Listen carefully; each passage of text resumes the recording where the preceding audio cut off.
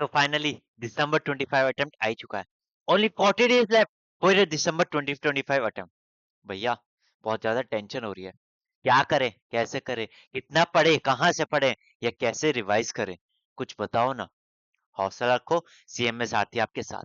तो hello everyone, कैसे हो आप सब लोग? My self Karan Garg, and आज मैं आपको बताने वाला हूँ कैसे आप अपने नेक्स्ट 40 डेज या फिर क्रूशियल 40 डेज यूटिलाइज कर सकते हो, ताकि ये जो आपका दिसंबर 25 अटेम्प्ट है ये आपका लास्ट अटेम्प्ट हो। मतलब आप अपने दिसंबर 2025 अटेम्प्ट में क्लियर करने वाले हो अगर आपने ये स्ट्रेटेजी फॉलो कर लिया। अब ये स्ट्रेटेजी क्या है? मैंने आपको खाली 4 फेज में कन्वर्ट किया है। मैंने आपके नेक्स्ट 40 डेज 4 फेजेस में कन्वर्ट किया है। अगर आपने ये 4 फेज कंस्टेंटली फॉलो कर लिए तो आप इजीली क्रैक कर पाओगे अपना फाउंडेशन एग्जाम। अब ये 4 फेजेस क्या है देखते हैं। जो आपका फर्स्ट फेज रहेगा वो रहेगा आपका फर्स्ट 20 डेज का। मतलब हमें क्या करना है? हमने फर्स्ट 20 डेज में अपना फर्स्ट फेज कवर करना है। अब इसमें क्या करना है? हमें कॉन्सेप्ट्स पे काम करना है। हम सब ने अब तक क्या किया? हम सब ने अब तक अपनी क्लासेस कंप्लीट कर ली होगी। डेफिनेटली हमने अपनी क्लास कंप्लीट करनी होगी। अभी हमारा रिवीजन का टाइम। तो हमें क्या करना है? फर्स्ट 9 डेज में, 20 डेज में से जो हमारे फर्स्ट 9 डेज रहेंगे उसमें क्या करना है? हमें कॉन्सेप्ट से काम करना है। हमें कॉन्सेप्ट को दोबारा रिवाइज करना है। हमने क्लासेस ले लिया है बट हमारे कॉन्सेप्ट थोड़े भूल भूल रहे होंगे। तो हमें क्या करना है? स्टार्टिंग के जो पहले 9 है उसमें अकाउंट्स एंड लॉ को सारे कॉन्सेप्ट रिवाइज करने हैं कि किस कॉन्सेप्ट में क्या था। एंड जब मैं क्या करूंगा, जब कॉन्सेप्ट रिवाइज करूंगा तो अपने नोट्स भी बनाऊंगा, कुछ इंपॉर्टेंट पॉइंट्स मार्क करूंगा। अकाउंट्स में क्या क्या करना है? अकाउंट्स में accounting fundamentals, fundamentals of cost accounting and preparation of final account, and then जो हमारी रिमेनिंग फोर्थ यूनिट रहेगी। इस तरह से मेरे को करना है क्योंकि हमारा मैक्सिमम पोर्शन कवर कर रहा होता है। एंड लॉ में क्या सबसे पहले हमें करना है? Contract act fundamentals, then sales of good act, then negotiable act, and then remain act. ये क्या करता है? मेरे मैक्सिमम पोर्शन कवर करने होता है। मतलब पहले मेरे को देखना होगा कौन सा मेरे मैक्सिमम पोर्शन कवर कर रहा है। फर्स्ट मेरे को वो चैप्टर्स करना है and then remaining chapters.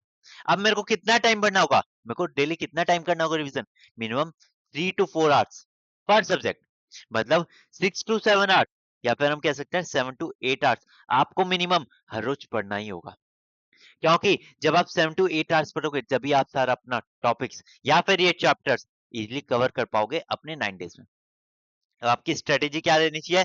First of all क्या करना है? आपको फॉर्मुलाज एंड फॉर्मेट्स पे काम करना है। ऑल्दो आपका एमसीक्यू बेस्ड होगा बट आपको पता होना चाहिए कि कहाँ पे कैसे लिखा जा रहा है, ताकि आप एग्जाम में जाके इजीली कनेक्ट कर पाओ कि यहाँ पे ऐसा था एंड ये फॉर्मेट्स ऐसे बन रहे थे, या फिर ये क्वेश्चन इस तरह से सॉल्व होता। एंड सेकंड क्या है? आपको चार्ट्स बनाने होंगे। आप जब लॉ करोगे तो उसमें बहुत सारे सेक्शंस होंगे, सेक्शंस के अंदर बहुत सारा मटेरियल होगा। तो आपको क्या करना है? आपको चार्ट्स बनाना है। आपको चार्ट्स बनाने होंगे इस सेक्शन में कौन कौन से टॉपिक है। अब एक क्वेश्चन आ रहा होगा कि भैया क्या मैं ऐसे कर सकता हूँ क्या कि मैं लॉ की जगह अकाउंट्स तो ठीक है बट लॉ की जगह मैथ्स या इको कर लूं? क्या ऐसे कर सकता हूँ ना? बिल्कुल नहीं। ऐसा बिल्कुल मत करना। आपको पता है मैंने क्यों अकाउंट्स और लॉ एक साथ रखा है? ये इसलिए करा क्योंकि अकाउंट्स जो होता है ना वो मैक्सिमम स्टूडेंट्स अपने 12th में पढ़ के ही आया। अगर आपने कॉमर्स लिया है तो डेफिनेटली आपने अकाउंट्स तो पढ़ा ही होगा। और जो हमारे सीएमए का फाउंडेशन का अकाउंट्स है वो थोड़ा एडवांस रिवर्जन ही है, थोड़ा सा ही चेंजेस है, बट 12th के मेनली टॉपिक्स आए हैं। तो मतलब जो अकाउंट्स है वो थोड़ा मेनली इजी टॉपिक है। बट जो लॉ हो जाता है, जो हमारा लॉ हो जाता है वो हमने 12th में नहीं पढ़ा होता है। हम फाउंडेशन में आके फर्स्ट टाइम लॉ पढ़ रहे होता है, तो हमें जो लॉ होता है ना वो थोड़ा हार्ड सब्जेक्ट लगता है। इसलिए मैंने क्या कहा है? आपको अकाउंट्स के साथ लॉ रखा है। आप अकाउंट्स को थोड़ा कम पढ़ सकते हो, लॉ को थोड़ा ज्यादा टाइम दे सकते हो। अब एक और क्वेश्चन आएगा कि भैया आपने ठीक है बट कुछ टॉपिक्स ऐसे भी होंगे ना कि जो मेरे को समझ में नहीं आए, जिसमें मेरे को लग रहा है कोई वीडियो देते या कुछ रिवीजन वगैरह हो जाए, कहीं से मैराथन देख लूं तो थोड़ी हेल्प हो जाएगी। तो टेंशन मत लो, आपके लिए हमने मैराथन भी प्लान किया। हम क्या कर रहे हैं? हमारा पूरा सीएमए साथी आपके लिए ला रहा है मैराथन। कौन कौन से डेज पे? देखो 10 नवंबर को क्या रहेगी? 10 नवंबर जो हमारा मंडे हो जाएगा आपका बिजनेस लॉ एंड कम्युनिकेशन की मैराथन आएगी, दिशा मैम ला रही है। दिशा मैम आपको important topics along with MCQs करानी होंगी, ताकि आप इजिली जो टॉपिक्स आपको समझ नहीं आ रहे हैं ना वो भी आप इजिली पढ़ पाओ या फिर उनको रिवाइज कर पाओ। देन 12 नवंबर को हमारे कुलदीप सर आपके लिए ला रहे हैं फाइनेंशियल कॉस्ट अकाउंट की मैराथन, जिसमें वो भी आपको important topics plus exam questions वगैरह जो आपके एमसीक्यूज होते हैं वो सॉल्व करा रहे होंगे, ताकि जो आपके कॉन्सेप्ट्स हैं वो दोबारा से रिवाइज हो जाए, या फिर वो कॉन्सेप्ट जो आपको याद नहीं आ रहे हैं या फिर जो भूल चुके हो वो आपके सारे रिवाइज हो जाए। देन 14 को कौन आ रहे होंगे? हमारे प्यारे पीयूष सर, जो आपको क्या कराएंगे? Mathematics and stats. वो आपको important topics along with MCQs या फिर एग्जाम्स क्वेश्चंस वो भी आपको करा रहे होंगे। एंड लास्ट हमारे मैं प्लस दिशा मैम आपके लिए क्या ला रहे होंगे, इकोनॉमिक्स एंड मैनेजमेंट की मैराथन। हम भी आपको क्या कराएंगे, important topics along with exams MCQs. हम आपके साथ बैठ के एमसीक्यूज भी सॉल्व कराएंगे ताकि आपकी जो प्रैक्टिस है वो बहुत अच्छे से हो पाए। अब आपका क्या होगा, नेक्स्ट क्या फेज रहेगा, जो हमारे फर्स्ट फेज के नेक्स्ट फेज क्या रहेंगे, 10 to 18। अभी हमने लॉ और अकाउंट्स कर लिया है, अब हमें क्या करना है, मैथ्स एंड इकोनॉमिक्स। अब ये दोनों एक साथ क्यों रखे हैं, क्योंकि जो इकोनॉमिक्स है फिर से हमने 12th में पढ़ी है, जो 12th में टॉपिक्स हैं लगभग वही इकोनॉमिक्स में कुछ एक दो एडिशनल टॉपिक्स होंगे। बट जो मैथ्स है, कुछ स्टूडेंट्स ऐसे भी होते हैं जो नॉन मैथ्स स्टूडेंट होता है जिन्होंने 12th में मैथ नहीं ली होती, बट फाउंडेशन में आके उन्हें मैथ्स करनी पड़ती है। तो इसलिए मैंने क्या किया है, एक इजी टॉपिक एंड एक थोड़ा हार्ड टॉपिक आपके लिए रखा है। अब आप क्या करोगे, मैथ्स में क्या करना है, indices, logarithm, time value of money, time and distance and permutation combination, ये कुछ इंपॉर्टेंट टॉपिक्स हैं एंड कुछ एडिशनल टॉपिक्स है, आपको पहले ये टॉपिक्स करने होंगे। एंड देन इकोनॉमिक्स में कौन कौन से topics, demand and supply, market structure, basic concepts and money and banking, ये आपके इंपॉर्टेंट टॉपिक्स हो जाते हैं, पहले आपको इनको करना है। अभी यहाँ पे कितने मिनिमम कितना टाइम पढ़ना है, आपको मिनिमम 7 to 8 आवर्स डेली पढ़ना ही होगा। 7 to 8 आवर्स आपको मिनिमम पढ़ना ही होगा ताकि आप इजिली सारे एमसीक्यूज एंड टॉपिक्स कर पाओ। अब आपके पास 2 दिन बचेंगे, मैंने 20 डेज कहा था, आपके 18 डेज कवर हो चुके हैं। आपको नेक्स्ट 20 डेज में क्या करना है, आपको नेक्स्ट 20 डेज में आपको मॉक टेस्ट प्रिपेयर करना है। भैया बेटा ये मॉक टेस्ट कहाँ से मिलेंगे, मैंने अभी आपको बताया था ना कि हम क्या कर रहे हैं, आपके लिए मैराथन ला रहे हैं। तो इसी के साथ आपको क्या मिलेगा, जिस दिन आपकी मैराथन आएगी सेम डे आपको 2 टेस्ट, क्या 2 टेस्ट आपको फ्री भी मिलेंगे। किनके तरफ से, सीएमएस सारथी की तरफ से। कहाँ से, सीएमएस सारथी की तरफ से। अब ये टेस्ट और हमारे नोट्स आप कहाँ से एक्सेस कर पाओगे, आपको डिस्क्रिप्शन में एक लिंक मिल जाएगा, वहां से क्या आप क्लिक कर सकते हो, आप हमारी वेबसाइट पे चलोगे, वहां पे आपको खाली 2 रुपीज की पेमेंट करनी है, खाली ओनली 2 रुपीज की पेमेंट करनी होगी। एंड आप हमारे दिशा मैम के, कुलदीप सर के, पीयूष सर के और मेरे सारे नोट्स एक्सेस कर पाओगे अलॉन्ग विद 2 टेस्ट, जो हमारे 2 टेस्ट होंगे विद आपको आंसर्स आपको प्रोवाइड कर दिए जाएंगे। आप क्या करना है, आपको first test at the end of दोनों, जब आप दोनों फेज जो आपके 18 डेज खत्म हो जाएंगे, उसके बाद जो आपके नेक्स्ट 2 डेज होंगे, यहाँ पे आपको क्या करना है, आपको दोनों जो फर्स्ट मॉक टेस्ट है हर पेपर का सॉल्व करना है। अब ये कैसे करना है, आपको क्या करना है, फर्स्ट एंड सेकंड पेपर एक साथ सॉल्व करना है and third and fourth paper एक साथ सॉल्व करना है। कितने टाइम में, 110 मिनट्स में। कितने टाइम में, 110 मिनट्स में। भैया ऐसा क्यों हो गया, हमें तो 120 मिनट्स मिलता है। नहीं, आपको 110 मिनट्स में करना है, आपको 110 मिनट्स ही मिलेंगे। ऐसा क्यों, कि तो जब आप एग्जाम में जाओगे ना, स्टार्टिंग के 5 मिनट आपको थोड़ा सेटल होने में लगेगा, आप क्वेश्चंस भी पढ़ोगे, थोड़ा हेजिटेट भी होगे, थोड़ा वहां पे अपनी फीलिंग्स भी करोगे, एंड लास्ट के 5 मिनट्स तो गिने ही नहीं जाते हैं, क्योंकि वहां तो पैनिक मोड ऑन हो जाता है, तो उसमें अगर क्वेश्चन सॉल्व करो तो मतलब वो गलत हो सकता है। तो हमें क्या करना है, यहाँ पे जब हम 110 मिनट्स में करेंगे तो एग्जाम में जाके हम इजिली 110 मिनट्स में सॉल्व कर पाएंगे एकदम। ठीक है ना, यहाँ पे आपको क्या करना है, जो हमारा मॉक टेस्ट है वो अपीयर करना है, देन उसमें से कुछ वीक एरियाज, आपको ऐसा भी लगेगा ये जो टॉपिक आ रहा है वो मैंने किया ही नहीं है, तो आपको क्या करना है, वो वीक एरिया आपको राइट डाउन करना है। एंड जो आपकी मिस्टेक्स हो रही है, हो सकता है आप 110 मिनट्स में थोड़ा पैनिक कर जाओ, वो एरर्स आपको लिखनी है, या फिर आता आता क्वेश्चन आप गलत करके आ जाओ, ये सारे आपको क्या करना है, एक जला लिखना है। क्या करना है, आपका अभी स्टार्ट होता है फेज नंबर 2। फेज 1 कंप्लीट हो चुका है, अब है आपका फेज नंबर 2। अब क्या करना है, आपने जो पढ़ा है उसको दोबारा रिवाइज करना है। अभी आपने एक रिवीजन कर लिया है, अब आपको सेकंड रिवीजन करना है। कितने दिन में, नेक्स्ट 10 डेज में। नेक्स्ट 10 डेज में क्या करना है, जो अभी आपने रिवाइज करा है फिर से रिवाइज किया है, अभी आपने कॉन्सेप्ट रिवाइज किए हैं, अब उन कॉन्सेप्ट को जो आपने नोट्स बनाएंगे या फिर चार्ट्स बनाएंगे उनको दोबारा रिवाइज करना है।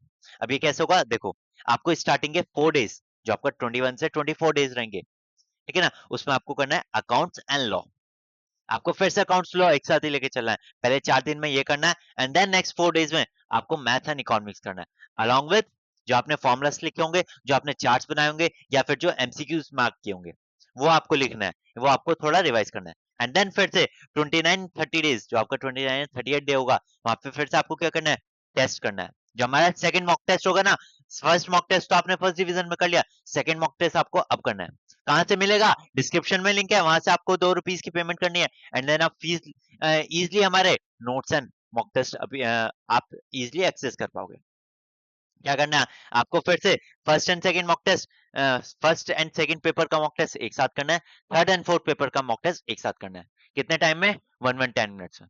अब जब आप 2 मॉक टेस्ट अपीयर कर लोगे ना, तो आपको पता लग जाएगा मैं कहाँ कहाँ गलती कर रहा हूँ या फिर कहाँ पे पैनिक हो रहा हूँ, कौन से टॉपिक्स आप ऐसे रह गए हैं जो मेरे वीक हैं, या फिर किन टॉपिक्स को मेरे को दोबारा रिवाइज करना है। अब आपको क्या करना है? आपको अब अपना जो लास्ट स्टेप है, जो आपका थर्ड एंड फोर्थ फेज होगा, अब आपको ये अपीयर, फोर्थ थर्ड फेज क्या होगा? आपका नेक्स्ट 4 डेज में होगा। अभी हमने 20 डेज में किया था, फिर 10 डेज में किया था। अब वही सारे सिलेबस हम क्या करने वाले हैं?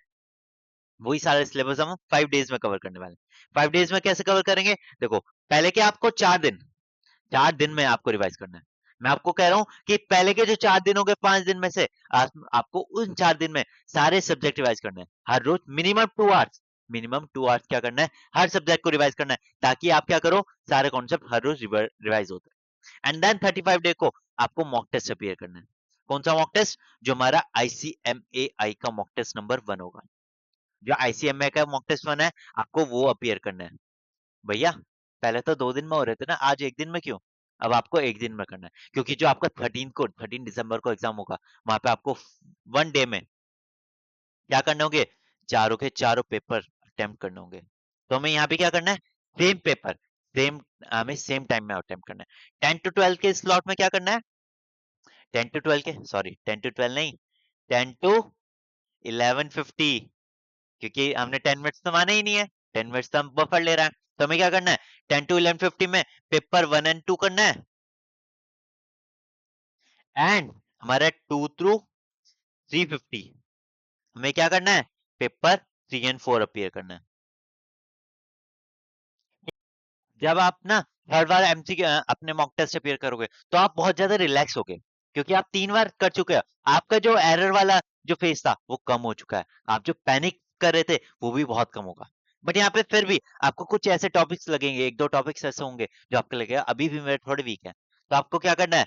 नेक्स्ट 4 फेज क्या है? आपका 3 दिन का है नेक्स्ट 4 फेज, लेकिन इसमें क्या करना है? आपको नेक्स्ट 2 डेज, मतलब जो 36 and 37 डे है, इसमें फिर से रिवाइज करना है। आपने पहले 20 डेज में किया, फिर 10 डेज में किया, फिर 5 डेज में किया, अब क्या कर रहे हैं? 3 डेज में कर रहे हैं सारे सिलेबस। पहले 2 दिन में आपको फिर से जो आपके फॉर्मूले और जो आपके चार्ट्स वगैरह होंगे, जो आपके इंपॉर्टेंट एमसीक्यूज होंगे, वो आप दोबारा रिवाइज करोगे। एंड देन डे 38 में जो आपका एमक्यूपी 2 होगा, जो हमारा ICMA का एमक्यूपी 2 है, आप उसको यहाँ पे अटेम्प्ट करने वाले। कौन से स्लॉट में? सेम जो हमारा एग्जाम का स्लॉट है, 10 to 11:50, 12 नहीं, 11:50 एंड 2 to 3:50। आप सेम टाइम में क्या करोगे? इनको अटेम्प्ट करोगे। अब जब आप 4 बार अटेम्प्ट कर लोगे ना, तो आप बहुत ज्यादा रिलैक्स होगे, क्योंकि आपको वो फेज समझ में आ चुका है, वो टाइम में कैसे बैठना है, कैसे लिखना है, या फिर क्या प्रेशर होता है, वो आप इजिली समझ पाओगे। तो यहीं पे जो हमारे 4 फेज है वो कंप्लीट होता है। बट अब मैं आपके लिए लाया हूँ एक CMSRT स्पेशल बोनस या फिर स्पेशल टिप। CMSRT सक्सेस मंत्रा। ये क्या है? देखो, आपको क्या कर लिया? आपने 3 बार आराम से रिवाइज कर लिया। फोर्थ में तो आपने बहुत ऊपर ऊपर से पढ़ा है, लेकिन 3 बार आपने इजीली अच्छे से रिवाइज करना है। पहले में क्या किया? आपने कॉन्सेप्ट बिल्ड करे। सेकंड में जो प्रॉब्लम्स थी उनको प्रैक्टिस किया, उनको बार बार लिखा, या फिर आपने क्वेश्चन सॉल्व किए। एंड थर्ड में जो जब आपने 5 दिन में आपने कंप्लीट किया होगा, तो आपके सारे कॉन्सेप्ट रिटेन हो रहे होंगे। सेकंड टिप क्या है? आपको एक बनानी है मिस्टेक नोटबुक। आपने 3 बार या 4 बार दिया है ना मॉक टेस्ट, तो आप क्या करोगे? उनमें आपको गलतियां दिख रही होंगी, आपको वो गलतियां लिखनी है। आपको स्पेशली लिख लिया है, ताकि आप जब नेक्स्ट बार अटेम्प्ट करो तो वो गलतियां रिपीट ना करो। आप पहले देखना, मैंने ये गलती रिपीट की, नेक्स्ट मॉक टेस्ट में जाते ही मेरे को ये गलती रिपीट नहीं करनी। एंड नेक्स्ट क्या है? पोमोदारो टेक्निक। अब ये क्या है? देखो, बहुत सी बार क्या होगा, आप बैठोगे 5 मिनट बाद उठ जाओगे, या फिर आपका फोकस नहीं हो रहा होगा। तो आपको क्या करना है? आपको ना एक स्टॉप वॉच लगानी है। कितने की? 50 मिनट्स की। 50 मिनट्स की स्टॉप वॉच लगाओ, उसमें ना आप फोन देखोगे ना आप लैपटॉप देखोगे, खाली फोकस रहेगा आपके किताब पे। एंड देन जब 50 मिनट्स हो जाएंगे, तो 10 मिनट्स का ब्रेक लेना। 10 मिनट्स में फोन मत देखना बिल्कुल भी, क्योंकि अगर आपने फोन देख लिया तो 10 मिनट्स के कब 15 मिनट्स हो जाएंगे आपको पता नहीं लगेगा। इन 10 मिनट्स में क्या कर सकते हो? आप उठ के क्या कर सकते हो? पानी वगैरह पी सकते हो सकता है 10 मिनट्स थोड़ा वॉक कर लो, या फिर कुछ और अदर टेक्निक्स, या फिर रिफ्रेशमेंट वगैरह ले सकते हो, कुछ भी कर सकते हो, बट फोन नहीं चलाना है। फिर दोबारा से 15 मिनट्स, 10 मिनट्स का ब्रेक, फिर 15 मिनट्स, 10 मिनट्स का ब्रेक। ठीक है ना? आप ऐसे अपनी जो पढ़ाई है उसको मैनेज कर सकते हो। तो इसी के साथ मेरी जो स्ट्रेटेजी वो यहाँ पे कंप्लीट होती है। बट अब मैं आपके साथ एक क्वेश्चन शेयर करना चाहता हूँ। मेरे को लास्ट 3-4 दिन में ये क्वेश्चन बार बार रिपीट हो रहा है। मेरे को 8-10 बच्चे पूछ चुके हैं। अब वो क्या है कि भैया देखो, जो मेरे पेपर है ना, फर्स्ट है मेरा लॉ, ठीक है ना, second accounts, third maths and fourth economics. अब ये जो 4 पेपर है, इसमें जो अकाउंट्स है एंड इकोनॉमिक्स है, ये तो वो इजी है, मैंने पढ़े हुए हैं यार, 12th में मैंने पढ़े थे, मेरे को याद है, और वो इजिली हो रहा है। बट ये लॉ है ना, और जो ये मैथ्स है, मैथ्स में फिर भी कुछ बच्चे होंगे जिन्होंने 12th में ली थी तो उन्हें इजी लगेगा, बट जो ये लॉ है ना, भैया बहुत दिक्कत आ रही है यार, कुछ समझ में ही नहीं आ रहा है क्या करूं। मतलब सिलेबस मैंने कर लिया बट कुछ समझ में नहीं आ रहा है, बिल्कुल ऐसा लग रहा है निल हो चुका हूँ। मैं सोच रहा हूँ दोबारा क्लास ले लूं, या फिर मैथ जो है ना, भैया इसमें भी मेरे को कुछ समझ में नहीं आया, क्लास ली थी बस ऐसी निपटा दी, अब क्या लग रहा है, अब कुछ समझ में नहीं आ रहा है, दोबारा क्लास ले लूं क्या? या फिर पहले मैंने क्लास ली नहीं थी, अकाउंट्स लॉ आता ही था, मैंने सोचा हो जाएगा, बट अब नहीं हो पा रहा है, तो क्या क्लास लेना एक बेटर ऑप्शन है? तो इसलिए मेरा आंसर रहेगा कि देखो, अगर आपको लगता है कि आप 3 सब्जेक्ट इजीली मैनेज करो, मतलब 3 सब्जेक्ट आपके बहुत अच्छे से हो रहा है, बट कोई एक सब्जेक्ट है कि लाइक आपका लॉ है, आपको बिल्कुल भी समझ में नहीं आ रहा, या फिर आपको बहुत ज्यादा जरूरत है तो आपको क्लास लेनी है, तो आप क्या कर सकते हो, आप दिशा मैम की ना, आप दिशा मैम की क्लासेस रेगुलर बैच ले सकते हो। कितने का है? अप्रोक्स 80 to 90 आवर्स का है। भैया कुछ ज्यादा नहीं हो गया?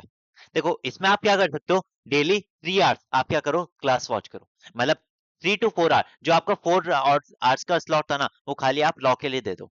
ये तो आपके 3 सब्जेक्ट प्रिपेयर्ड होंगे ना, मतलब 3 सब्जेक्ट तो आपको आते ही हैं, बट जो आपका लॉ है उसके लिए क्या करो, आप 4 आवर्स का स्लॉट अलग कर दो। 4 आवर्स में क्या करना है, 3 आवर्स क्या करो, आप क्लास देखो, एंड रिमेनिंग जो 1 आवर है उसमें आप उसी क्लास को रिवाइज करो, या फिर कुछ एमसीक्यू सॉल्व कर सकते हो। इससे आपका क्या होगा, जो आपका लॉ सब्जेक्ट था जिसमें आपको बिल्कुल भी आपको क्या था, जिसमें आपको बिल्कुल भी कॉन्फिडेंस नहीं आ रहा था, वो दिशा मैम की क्लास देख के आपको कॉन्फिडेंस आ जाएगा। बट भैया मेरे को ना लॉ और मैथ्स में ही लग रहा है, क्या मैं ऐसे कर लूं क्या, यहाँ पे दिशा मैम की ले लूं, मैथ्स की पीयूष सर की ले लूं, या ऐसे कर लूं क्या? देखो आप कर सकते हो, बट थोड़ा आपको अपना स्टडी टाइम बढ़ाना पड़ेगा। पीयूष सर की क्लास भी लगभग 80 to 90 आवर्स की होगी। आप ऐसा कर सकते हो, इनमें से पीयूष सर की क्लास में से या दिशा मैम की क्लास में से जो मोस्ट इंपॉर्टेंट टॉपिक्स हैं वो कर लीजिए। बट ये खाली कुछ स्टूडेंट्स का ही डाउट होगा, आप में से मैक्सिमम स्टूडेंट्स ऐसे ही होंगे जिनका सारे सिलेबस कंप्लीट होगा। क्या करो, आप खाली 4 पेज कंप्लीट करो। बट अगर आप इन स्टूडेंट्स हो तो आप डेफिनेटली क्लास लेने का सोच सकते हो। बट आपको अपना टाइम फ्रेम, जो स्टडी टाइम फ्रेम है, जो 7 to 8 आवर्स का था, वो मिनिमम 10 आवर्स करना पड़ेगा। क्योंकि क्योंकि अभी आपका जो लॉ है या फिर मैथ्स है, उनको आपको रेगुलर बैच देखना है, तो इसलिए आप कर सकते हो। ऐसा नहीं नहीं हो सकता, कर सकते हो। आप डिस्क्रिप्शन में जाके हमारे वेबसाइट पे जा सकते हो, या फिर हमें सपोर्ट पे हमें कॉल कर सकते हो, आपको इजीली सपोर्ट दिया जाएगा। एंड देन अगर कुछ आपको प्रॉब्लम फेस हो रही होगी तो आपको वो भी डाउट सॉल्व किया जाएगा। ठीक है ना? तो इसी के साथ हम आज के लेक्चर अपना कंप्लीट करते हैं। याद रखना, जितनी बार आप मैराथन देखोगे, जितनी बार आप टेस्ट सीरीज दोगे, जितनी बार रिवीजन करोगे, हर स्टेप आपके गोल के लिए एक नया आपको आपके गोल के नजदीक ले जाएगा। क्योंकि कहते हैं ना, कंसिस्टेंसी इज द बेस्ट की, मतलब जितना कंसिस्टेंट आप रहोगे, जितना फोकस्ड आप अपने गोल के लिए रहोगे, उतने ज्यादा चांसेस इंक्रीज होंगे कि आप अपना दिसंबर 2025 अटेम्प्ट के लिए क्लियर। तो मिलते हैं हम मैराथन में। अगर आपको कोई भी डाउट है तो आप हमें कमेंट्स में लिख सकते हो, कोई भी सजेशन है तो आप हमें कमेंट्स में लिख सकते हो, हम डेफिनेटली आपको वो डाउट या जो आपका सजेशन होगा उस पर काम करेंगे, या फिर आप हमारी टीम को भी कांटेक्ट कर सकते हो एंड अपने डाउट सॉल्व कर सकते हो।